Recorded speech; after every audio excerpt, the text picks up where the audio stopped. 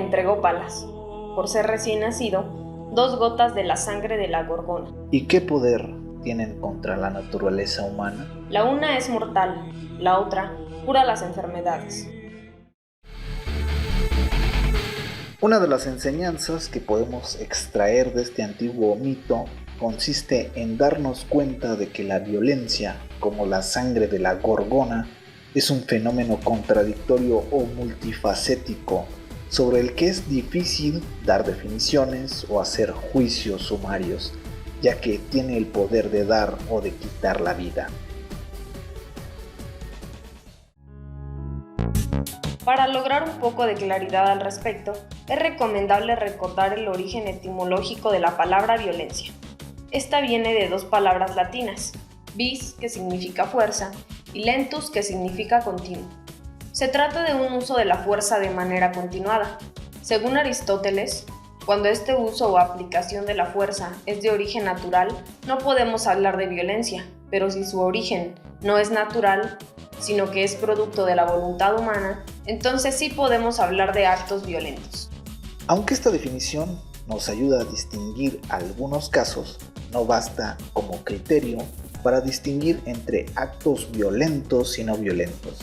Por ejemplo, no es natural que 2 hombres combatan a golpes hasta lastimarse o perder la vida, como en el box o en otras artes marciales. Pero tampoco podemos decir de manera contundente que un combate de box es violento, de la misma manera en que lo es una masacre de estudiantes o una golpiza propinada por parte de un padre a un hijo. Normalmente asociamos la violencia con acontecimientos en los que se ven involucradas personas o seres vivos que pueden sufrir dolor o que se ven expuestos de manera inminente a la muerte, y calificamos esas situaciones como violentas o muchas veces las reprobamos. Sin embargo, pocas veces reparamos en que muchos otros ámbitos, como el nacimiento de un bebé o algunas demostraciones artísticas o deportivas, también está presente el dolor o el riesgo. Sin embargo, no hacemos una valoración negativa de ellos, y tal parece que a veces echamos de menos su ausencia, de tal manera que sin ese elemento de riesgo o dolor, dichos actos parecen perder sentido. Esta ambigüedad con la que valoramos el dolor, el riesgo o la muerte, que son inherentes a la violencia, nos hace plantearnos las siguientes cuestiones.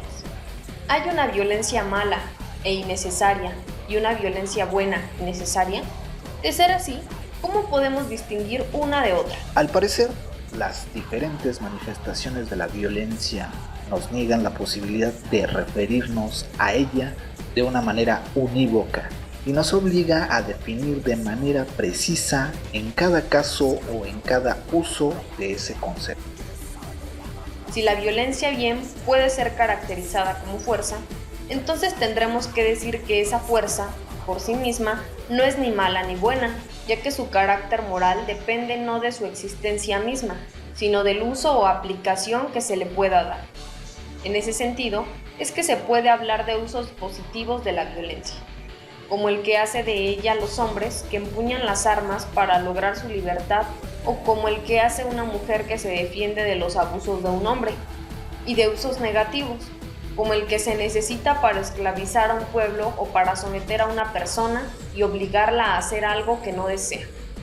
Finalmente, más allá de entender lo complejo del fenómeno de la violencia y de dar una definición acertada de él, es importante darse cuenta de que inevitablemente estamos inmersos en fenómenos violentos y que, por ello, no podemos dejar de lado la tarea de pensar en algún criterio que nos ayude a distinguir de manera más o menos clara entre los usos legítimos y los usos ilegítimos de la violencia, y que esa claridad sea también una herramienta para hacer frente de manera prudente a esas situaciones.